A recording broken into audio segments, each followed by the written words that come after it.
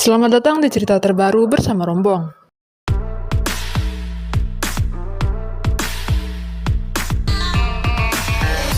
Tepatnya di Korea, seorang pria yang suka memasak tengah jatuh cinta pada mahasiswi asal Indonesia yang kuliah di negaranya. Pria yang bernama Yong ini berusaha mendekatinya dengan cara yang tak biasa.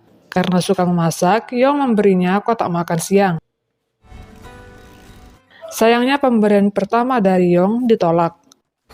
저 이거 드세요. Gadis yang ia suka ini bernama Lia dan merupakan seorang muslim. Yong tak mengerti mengapa makanan buatannya yang enak itu ditolak.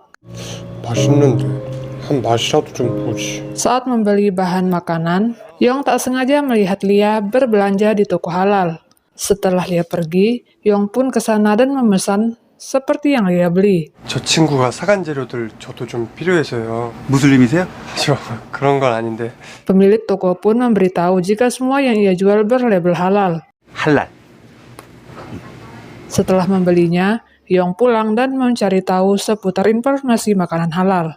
Selanjutnya Yong memasak. Ia berharap makanannya kali ini tak ditolak. Saat ke kampus, Yong meletakkan kotak makan siang di loker Lia. Lia yang melihat makanan halal itu pun membawanya ke kelas. Merasa makanannya sudah diterima, Yong pun senang. Namun di lain tempat, ibu Lia yang kebetulan sedang menghubunginya, melarang Lia agar tak memakan makanan pemberian orang yang tak dikenal. Hari selanjutnya, setiap Yong membuka loker Lia, ia menemukan makanan buatannya masih utuh, namun tak menyerah. Yong terus menggantinya setiap hari.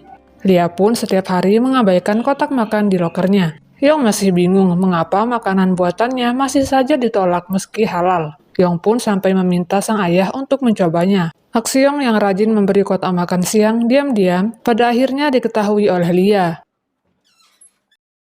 Di hari berikutnya, Lia mengajak Yong makan bersama dan meminta agar Yong berhenti memberinya kotak makan siang lagi.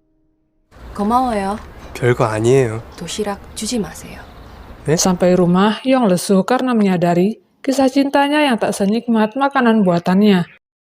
머릿속에는 엄청 다 맛있을 것 같아. 난 연애도 그럴 줄 알았어. 생각한 대로 열심히 하면 다 좋아할 줄 알았어. Lia pun merasa hampa ketika di lokernya tak lagi terlihat kotak makan siang. Kini Yong mulai membangun semangatnya lagi. Dia kembali ke toko halal dan akan membuat masakan spesial. Pemilik toko pun menjadi dekat dengannya karena Yong selalu belanja di sana.